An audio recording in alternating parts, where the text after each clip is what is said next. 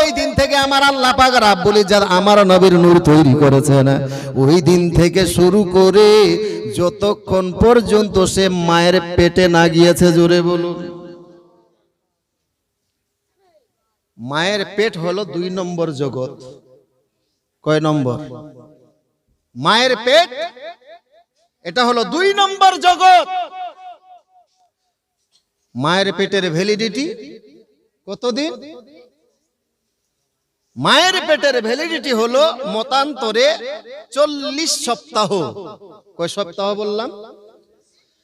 40 সপ্তাহ মায়ের পেটে আল্লাহ পাক রাব্বুল ইজ্জত আমার আপনার এমন সুন্দর করে সূরত তৈরি করেছেন। 40 দিন পর পর, 40 দিন পর পরে ফারিস্তা দ্বারা এই শরীরটাকে, বাচ্চাটাকে মায়ের পেটের মধ্যে গঠন করা হয় ফেরেশতা দ্বারা। এই যে 40 আমরা করি, আজকে অনেকেই বলে যে 40 করা চলবে, চলবে। পাগলের দল সব কি বলে, বাপ দাদা থেকে করে আসছে, বাবাকে আপনার কবর দিয়েছে যখন 40 করেছে, দাদাকে কবর দিয়েছে ওই সময় 40 করেছে, আর এখন সব তার পোতা নাতিরা এখন বিদাত বিদাত বলে ফতোয়া দিতে লেগেছে। বেবকুফ। যদি মোরা ব্যক্তির ব্যাপারে আপনার দোয়া না করা যায়, তাদের জন্য যদি দোয়া না করা যায়, তাদের জন্য দোয়া করলে যদি আপনার কোনো কাজ না হয়, বেকার হয়, তাহলে নামাজের মধ্যে আত্তাহিয়াত পড়ার পরে দুরূদ শরীফ পাঠ করি, দুরূদ শরীফের পরে একটা দুআয়ে মাসুরা পড়ি। দুআয়ে মাসুরা মুখস্থ আছে? তাহলে এই দুআয়ে মাসুরা পড়া যাবে? যাবে না। দুআয়ে মাসুরার মধ্যে কি পড়েন? আল্লাহুম্মা ইন্না নাস্তাইনুকা, আল্লাহ আমাকে মাফ করে দাও। আল্লাহুম্মা গফিরলি, আল্লাহ আমাকে মাফ করে দাও। আল্লাহুম্মা ফিরলি, আমাকে মাফ করে দাও। ওয়ালে ওয়ালে দাইয়া, ইয়া আল্লাহ, এবং আমি যাহার দ্বারা জন্ম তাদেরকেও মাফ করে দাও, অর্থাৎ আমার বাবা মাকেও মাফ করে দাও। ওয়ালে মান তাওয়ালাদা, এবং আমার দ্বারাই যারা জন্ম হয়েছে তাদেরকেও মাফ করে দাও। ওয়ালে ওয়ালে দাইয়া, ওয়ালে মান তাওয়ালাদা, ওয়ালে জামিউল মুমিনিনা, এবং পৃথিবীর সমস্ত মুমিনকে মাফ করে দাও। ওয়াল মুমিনিনা ওয়াল মুমিনাত, এবং সমস্ত মুমিনা মহিলা মুমিনাদেরকে মাফ করে দাও। ওয়াল মুসলিমিনা, এবং সমস্ত মুসলমানদেরকে মাফ করে দাও। ওয়াল মুসলিমাতে, এবং সমস্ত মুসলমান মহিলাদেরকে মাফ করে দাও। আল আহইয়া, এবং সমস্ত জীবিতদেরকে মাফ করে দাও। ওয়াল আমওয়াত, এবং সমস্ত মৃতদেরকেও মাফ করে দাও। জোরে বলুন। মৃতদের জন্য দোয়া করা হচ্ছে কি হচ্ছে না? নামাজের মধ্যে মৃতদের জন্য দোয়া করা জায়েজ, আপনাকে করতেই হবে, নাহলে নামাজ আপনার পূর্ণাঙ্গ হবে না। বেওয়াকুফের দল। আর নামাজের বাইরে ওই মুর্দার নামে দোয়া করলে বিদআত হয়ে যাবে, শিরিক হয়ে যাবে, পথভ্রষ্ট। আজ এদের আবির্ভাব ছিল না, এদের আবির্ভাব মাত্র কত বছর? মাত্র 150 বছর। 150 বছর আগে এদের নাম নিশানা ছিল? ছিল না। আপনারাই বলেন, এই দাদু, আপনারা দাদুকে, আপনার দাদুকে আপনার বাপ বেশি বুঝবে, চিনতে পারবে না, আপনি বেশি জানবেন? আপনার দাদুকে কে বেশি জানবে, চিনবে? আমি আমার দাদুকে আমি বেশি চিনতে পারবো না, আমার বাপ বেশি চিনতে পারবে? কে বেশি চিনতে পারবে? আমার বাপ বেশি চিনতে পারবে না। কেন? কারণ আমার বাপ আর আমার দাদুর সময়টা কাছাকাছি।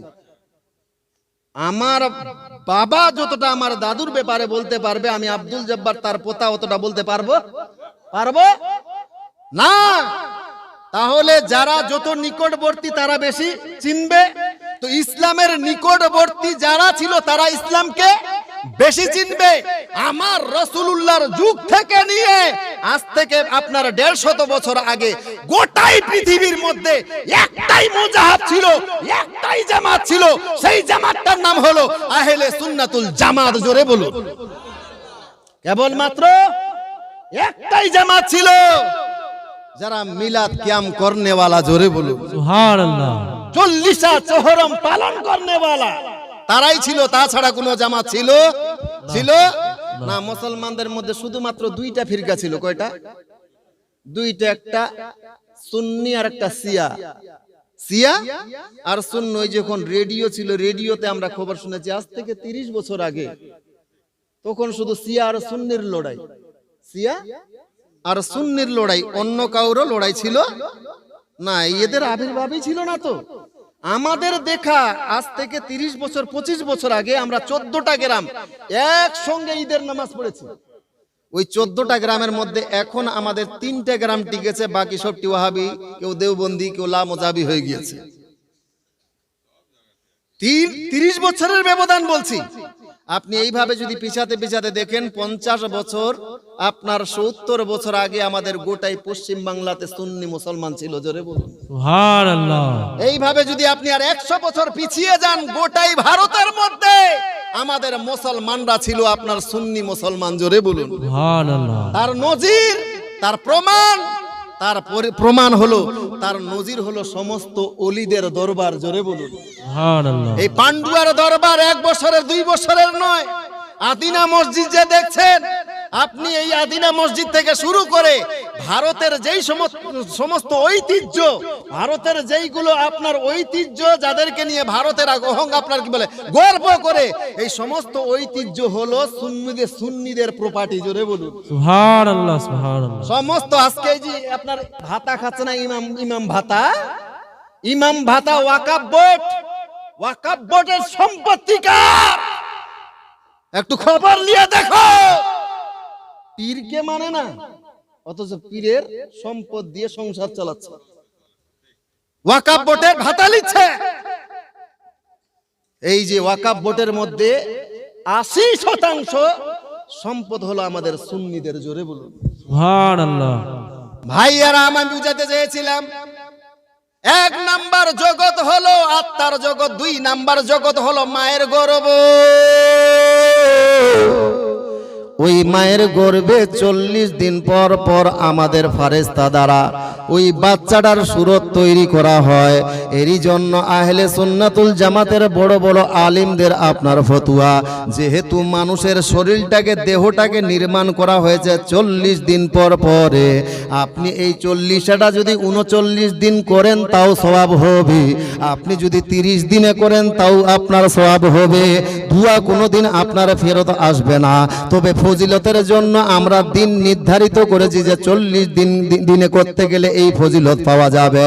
উলামায়ে কেরাম বলেন, এই 40 দিনে যেহেতু আমাদের ফেরেশতা দ্বারা শরীরটাকে গঠন করা হয়েছে, তারপরে যখন মানুষকে আপনার কবরস্থ করা হয়, ওই কবরস্থ করার পর 40 দিন পর যখন আপনার মাটি দেওয়ার পর 40 দিনে মানুষের জোড়াগুলো ছেড়ে দেয়, ওই মৃত মানুষ, আমার রাসূলুল্লাহ বলেন, যখন মৃত মানুষকে তোমরা গোসল দিবে, খুব আদর ভাবে দিবে, খুব আপনার জোরে জোরে করে তোমরা গোসল দিও না, ওকে কোনো কষ্ট দিও না। কারণ মৃত মানুষের শরীরের উপরে যদি একটা মাছি বসে, মনে হয় তার উপরে উহুদ পাহাড় বসে গিয়েছে, একটা পাহাড় পড়ে গিয়েছে। পর্দার আড়ালের মা, ওই মৃত ব্যক্তির উপরে যদি একটা মাছি বসে, সেই মৃত ব্যক্তির বহু কষ্ট হয়। সেই জন্য ওই 40 দিনে যখন মানুষের আপনারা হাড়ের জোড়াগুলো কবরের মধ্যে খসে যায়, ওই জোড়া খসার সময় মানুষের কষ্ট হয়। যার জন্য উলামায়ে কেরামের সিদ্ধান্ত হলো ওই 40 দিনে আমরা সেই মৃত ব্যক্তির জন্য একটু দোয়া করব, ঈসা আলাইহিস সাওয়াব তাদের জন্য হাত উঠিয়ে দোয়া করব, তাহলে সেই কষ্ট থেকে সে হয়তো নাজাত পাবে, জোরে বলুন। ওই দিন যে কষ্ট হবে এই কাজগুলো করতে গেলে, না জানি এই নেক কাজের ওয়াসিলাই হয়তো তার এই সমস্ত কষ্ট হালকা হয়ে যাবে, জোরে বলুন হালকা হয়ে যাবে। আমার রাসূলুল্লাহ বলেছিলেন, ঠিক আছে, কুনতু নাহাইয়াতুকুম আন জিয়ারাতুল কুবুর, আমি ইতিপূর্বে তোমাদেরকে কবর জিয়ারত করতে নিষেধ করেছিলাম, কিন্তু ফাজুরুহা, এখন তোমরা খুব বেশি বেশি করে কবর জিয়ারত করো, জোরে বলুন। নবী আমার আগে বলেছিলেন, কেন বলেছিলেন? যখন সব দিকে কাফির আর মুশরিকের কবর ছিল। তো কাফিরের জন্য দোয়া করা যাবে না, মুশরিকের জন্য দোয়া করা যাবে না, এর জন্য নবী আমার পূর্বে মানা করেছিলেন। কিন্তু পরক্ষণে যখন যুদ্ধের প্রান্তরে সাহাবীরা মারা গেলেন, শহীদ হলেন, এইবার মুসলমানদের কবর হলো, নবী আমার বলছেন ইতিপূর্বে আমি তোমাদেরকে কবর জিয়ারত থেকে নিষেধ করেছিলাম, এখন তোমরা খুব বেশি বেশি করে কবর জিয়ারত করো। জোরে বলুন। তো নবী তো আমার আগে অনেক কিছু বলেছিলেন, যেমন আগে ঘোড়া খেত, ঘোড়া খেত, নবী আমার পরক্ষণে বলেছেন না ঘোড়া খেও না। আগে কিন্তু ঘোড়ার মাংস জায়েজ ছিল, ঘোড়ার মাংস খেত মুসলমানেরা, কিন্তু পরক্ষণে নবী আমার বলেছেন না ঘোড়ার মাংস খাওয়া যাবে না। তাহলে আগের হাদিসটা মানবেন না পরেরটা? যারা বলবে যে এই কবর জিয়ারত করা যাবে না, 40 হরম করা যাবে না, ওদেরকে তাহলে এখন ঘোড়া খাইতে হবে। ঘোড়া খাও ভাইয়েরা আমার, শুধু মানুষকে পথভ্রষ্ট করার জন্য। মা আমার রাসূলুল্লাহ কে বলল কবর জিয়ারত করলে আপনার নেকি নাই? বলতে চাচ্ছিলাম আপনাদের এই প্রথমত 5টা জগৎ বুঝাবো, তারপরে এই বিষয়গুলো নিয়ে আমি আলোচনা করছি। তাহলে 2 নাম্বার জগৎ হলো মায়ের গর্ভ। এই মায়ের গর্ভে এখানে কতদিন থাকতে হবে? মতান্তরে 40 দিন।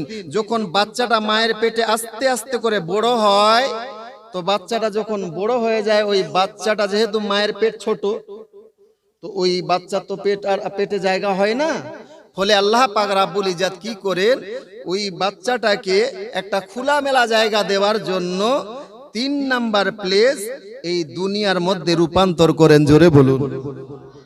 40 সপ্তাহ পরে আল্লাহ পাক রাব্বুল ইজ্জত সেই বাচ্চাটাকে, মায়ের পেট যেহেতু ছোট, ওই জায়গাতে যখন জায়গা হয় না, পেটের মধ্যে জায়গা হয় না, আল্লাহ পাক রাব্বুল ইজ্জত এই 2 নাম্বার জায়গা থেকে 3 নাম্বার প্লেস দুনিয়ার মধ্যে পাঠাইয়া দেয়। জোরে বলুন।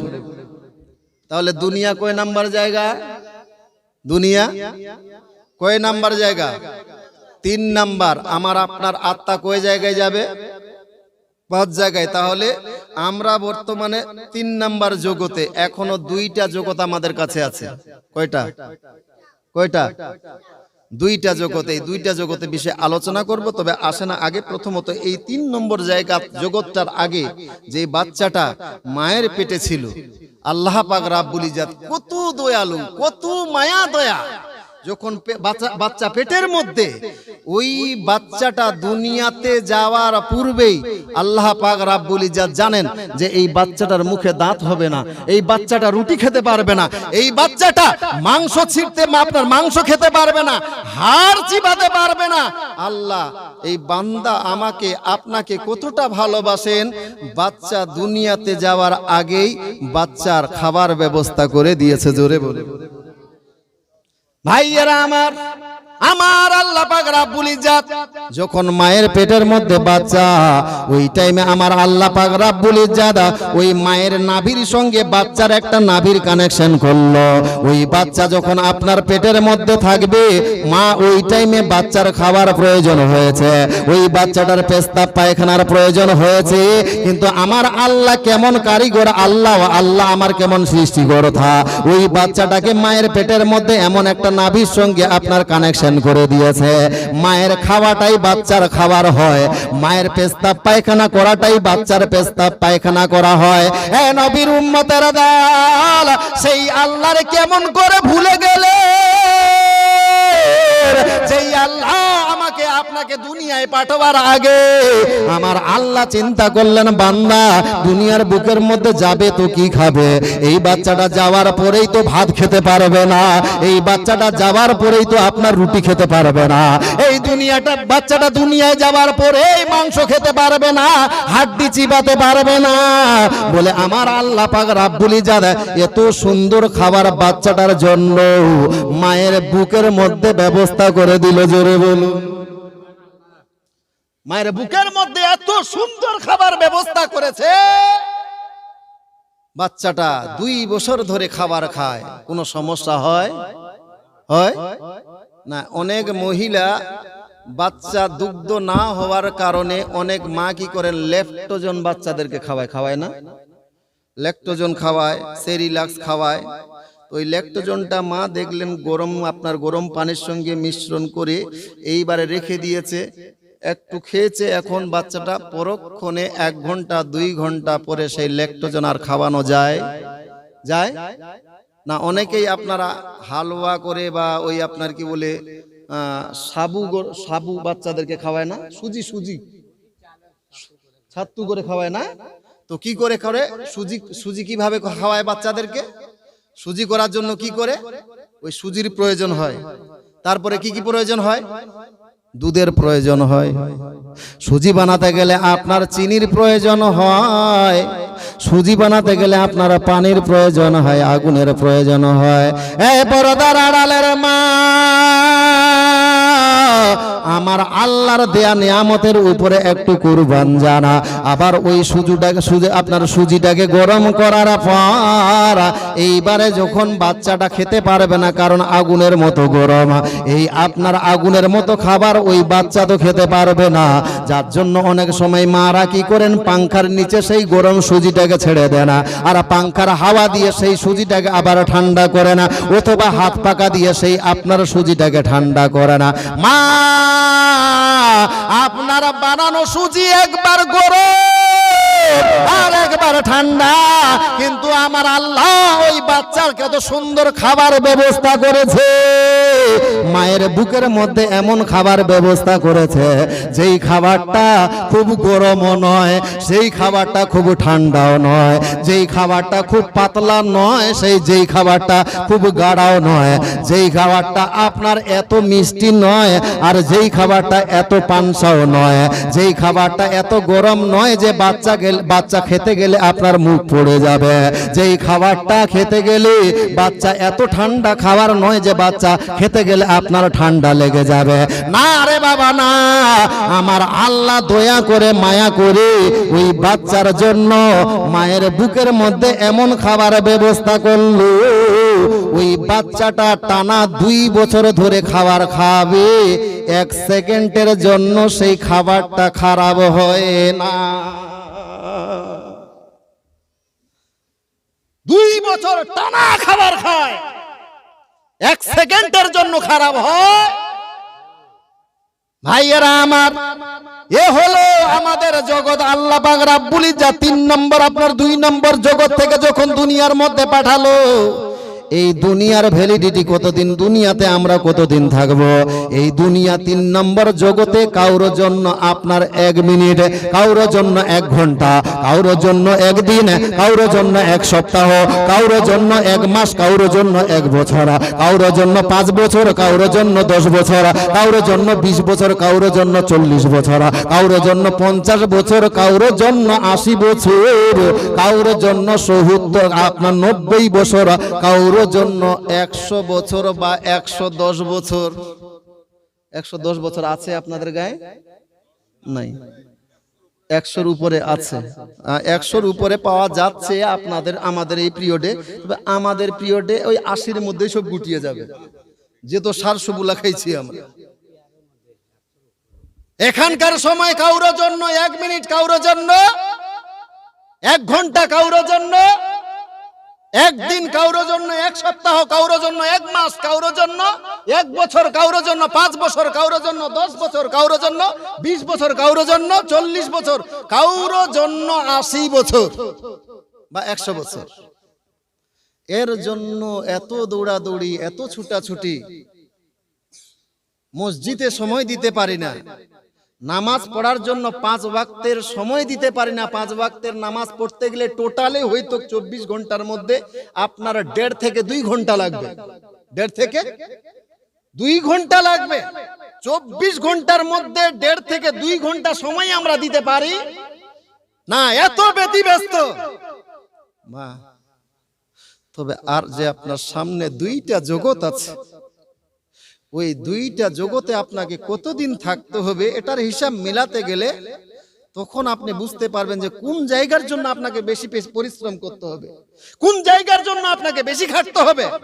যেমন যেই মাইয়াতের জন্য আমরা এসেছি না আজকে, এই মাইয়াত বর্তমানে কয় নাম্বার জগৎ? 4 নাম্বার জগতে চলে গিয়েছেন। যার জন্য আমরা উপস্থিত হয়েছি, ইনি কয় নম্বর জগতে গিয়েছেন? 4 নাম্বার জগৎ। আর এই 4 নাম্বার জগতের আপনার ভ্যালিডিটি কতদিন? কতদিন থাকতে হবে?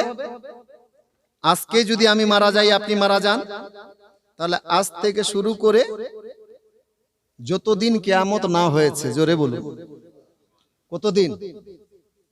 যতদিন কিয়ামত না হয়েছে, যতদিন কিয়ামত না হয়েছে, এটা হলো কবরের জগৎ।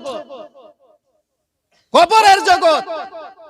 এখানে 100-200 বছরের কথা নয়, লাখ লাখ কোটি কোটি বছরও হতে পারে। আজকে যদি মারা যায়, কিয়ামত 100 বছর পরেও হতে পারে, অথবা 1000 বছর পরেও হতে পারে, 1 লাখ বছর পরেও হতে পারে, 1 কোটি বছর পরেও হতে পারে। কেউ বলতে পারবে না কিয়ামত কবে হবে। তাহলে চিন্তা করেন, 60 থেকে 70 বছরে আপনারা মাটির ঘরে ঘুম ধরে না।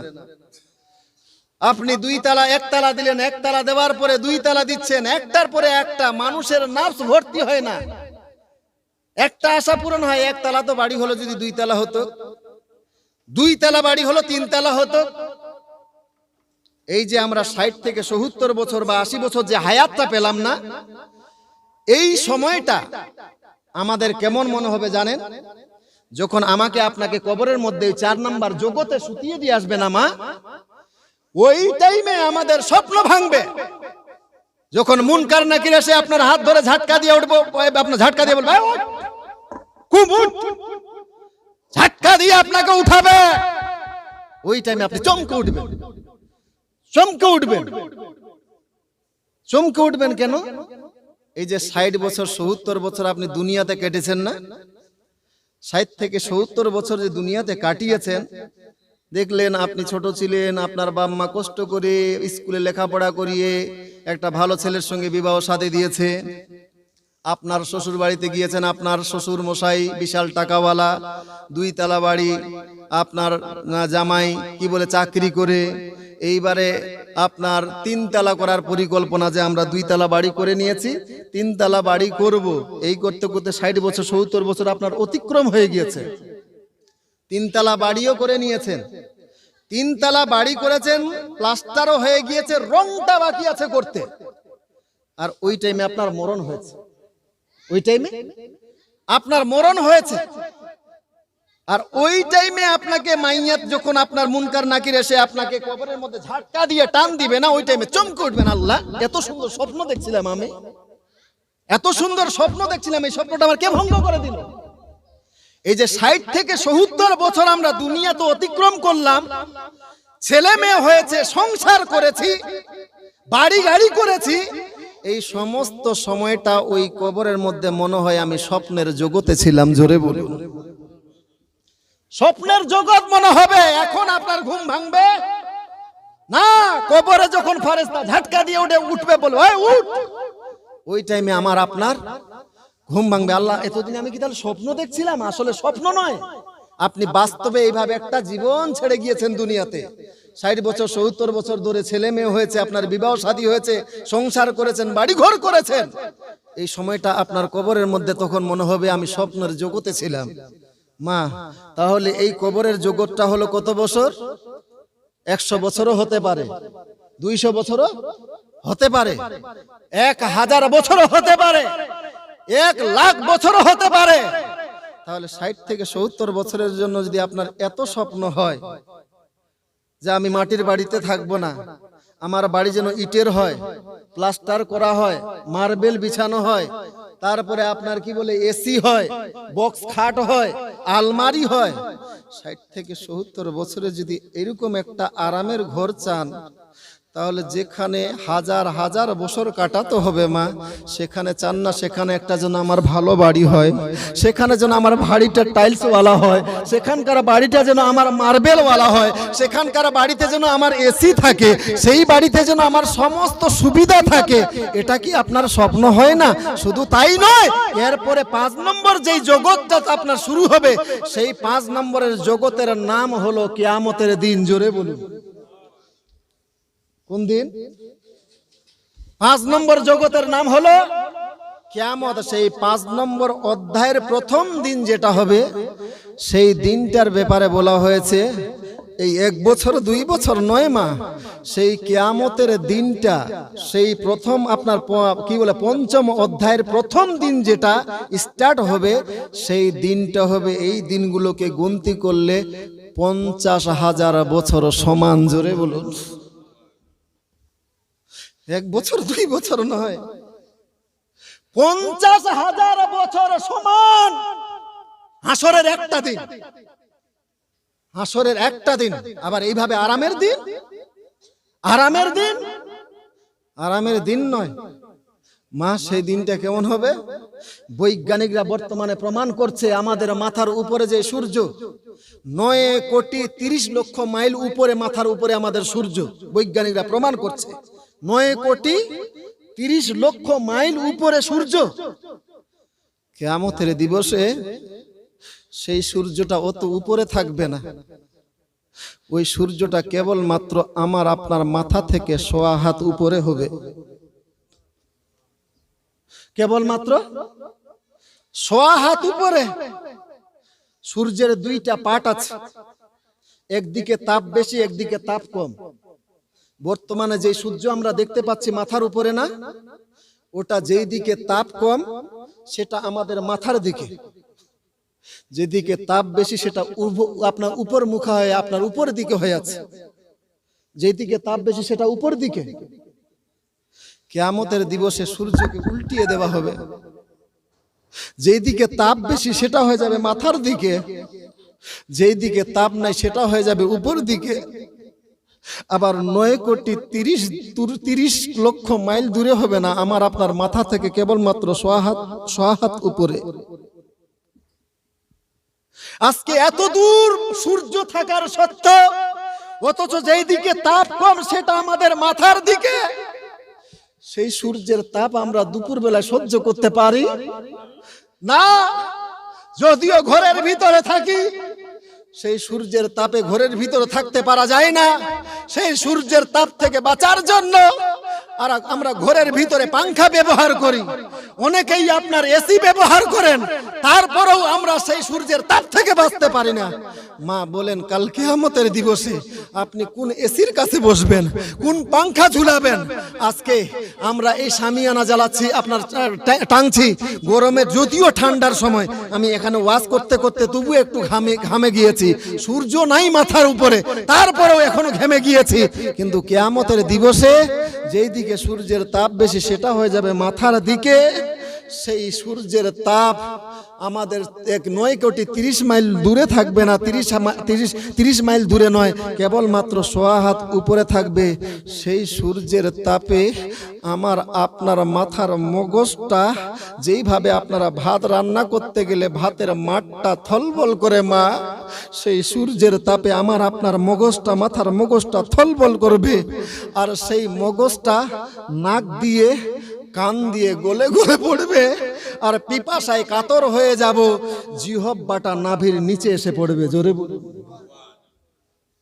আপনি ভাবছেন এগুলো মিথ্যা কথা না? মৌলবিগুলো আপনাদেরকে ভয় দেখার জন্য বলছে, ভয় দেখার জন্য বলছে। পৃথিবী গোটাই উল্টো হয়ে যেতে পারে, আমার রসুলের কথা মিথ্যা হতে পারে পারে না? হাদিস কোরআন মিথ্যা হতে পারে পারে না? আমার রাসূলুল্লাহ বলেন, কাল কিয়ামতের দিবসে সেই সূর্য আমাদের মাথার কেবলমাত্র 1.5 হাত উপরে হবে। সেই সূর্যের তাপে মাটি থাকবে না, মাটি গলে তামা হয়ে যাবে। জোরে বলে, তামা হয়ে যাবে। মাটি কেন তামা হবে? লোহা তো হতে পারত, পাথর হতে পারত, কেন তামা হওয়ার কারণটা কি? কারণ তামার একটা বৈশিষ্ট্য হলো, তামার যে কোনো একটু জায়গায় এক সাইডে যদি আপনার তাপ দেওয়া হয়, তাহলে ওই একদিকে তাপ হওয়ার কারণে গোটাই তামাটা আগুনের মতো গরম হয়ে যায়। জোরে বলুন। এরই জন্য এই জমিন হবে না, লোহা হবে না, এই জমিনটা তামা হয়ে যাবে। জোরে বলুন। ওই তামার উপরে আমার আপনাকে দৌড়াতে হবে। কেমন ভয়াবহ দিনটা হবে। হযরতে আয়েশাতুল হুমায়রা আমার নবীকে বলছেন, ইয়া রাসূলুল্লাহ, ইয়া হাবিবাল্লাহ, হুজুর একটু কিয়ামতের বর্ণনা করেন, কিয়ামতের দিনটা কেমন হবে। আমার রাসূলুল্লাহ বললেন, আয়েশা, কিয়ামতের চিত্র তুমি দেখতে চাও? বলল, ইয়া রাসূলুল্লাহ, ইয়া হাবিবাল্লাহ, হুজুর বলেন তো সেই কিয়ামতের দিনটা কেমন হবে। আমার রাসূলুল্লাহ বলেন, হে আয়েশা, ওই কিয়ামতের দিবসে সব মুর্দা ব্যক্তিরা নিজ নিজ কবর থেকে উঠবে আর ওই পশ্চিম দিকে দৌড়াদৌড়ি করবে, ছুটাছুটি করবে। হ্যাঁ আয়েশা, আরো একটি খবর রাখো, মনে রাখো, সেই কঠিন দিনে, ভয়াবহ দিনে, কিয়ামতের দিবসে সমস্ত মানুষ উলঙ্গ অবস্থায় কবর থেকে উঠবে। জোরে বলুন, কি অবস্থায়? উলঙ্গ অবস্থায়। তা হযরত আয়েশাতুল হুমায়রা সব কথা বরদাস্ত করলেন। তারপরে নবীকে বলছেন, ইয়া রাসূলুল্লাহ, ইয়া হাবিবাল্লাহ, হুজুর সব কথা ভাল লাগলো, কিন্তু এই কথা শুনতে খারাপ লাগলো। বললো, কোন কথা আয়েশা? বললো, ইয়া রাসূলুল্লাহ, ইয়া হাবিবাল্লাহ, হুজুর আপনি বললেন সব মানুষরা উলঙ্গ হয়ে কবর থেকে উঠবে, তো মহিলারাও কি উলঙ্গ হয়ে উঠবে? আমার নবী বললেন, হ্যাঁ, মহিলারাও উলঙ্গ হয়ে কবর থেকে উঠবে। হযরত আয়েশাতুল হুমায়রা কেঁদে কেঁদে বলেন, ইয়া রাসূলুল্লাহ, ইয়া হাবিবাল্লাহ, হুজুর এই দৃশ্যটা না কতই খারাপ হবে, কতই না খারাপ হবে। নারী পুরুষ এক জায়গায় উলঙ্গ অবস্থায় থাকবে, হুজুর কত না খারাপ লাগবে। নারী পুরুষের দিকে তাকাবে উলঙ্গ অবস্থায়, উলঙ্গ পুরুষকে তাকাবে, উলঙ্গ পুরুষেরা মহিলাদের দিকে তাকাবে, উলঙ্গ মহিলাদের দিকে তাকাবে, কত খারাপ দৃশ্য হবে। আমার রাসূলুল্লাহ বলেন, আয়েশা, আয়েশা তুমি তা নিয়ে চিন্তা করিও না, তা নিয়ে চিন্তা করিও না। সেই দিন মানুষ এমন মুসিবতের মধ্যে থাকবে, এমন মুসিবত জাদা হয়ে যাবে, মানুষ কারো দিকে কেউ দেখার সুযোগ পাবে না। জোরে বলো। তুমি ভেবেছো যে মেয়েরা পুরুষের দিকে তাকাবে আর পুরুষেরা মহিলাদের দিকে তাকাবে? সেই দিন কারো দিকে কেউ তাকাবার সুযোগ পাবে? কোথায় গেলে পরিত্রাণ পাবো এই কষ্ট থেকে, এই বিপদ থেকে? কোথায় গেলে বাঁচতে পারবো? সবাই বাঁচার রাস্তা দেখবে, কেউ কারো দিকে দেখার ভ্রুক্ষেপ করার সময় পাবে? পাবে না। তুমি নিশ্চিন্ত থাকো, তা নিয়ে তুমি টেনশন করিও না। মা সেই দিনের জন্য তৈয়ারি করেন, সেই দিনের জন্য প্রস্তুতি নেন। সামনের দিকে আলোচনা নিয়ে যাচ্ছি, একবার ভক্তি ভরে দুরূদ শরীফ পাঠ করুন। আল্লাহুম্মা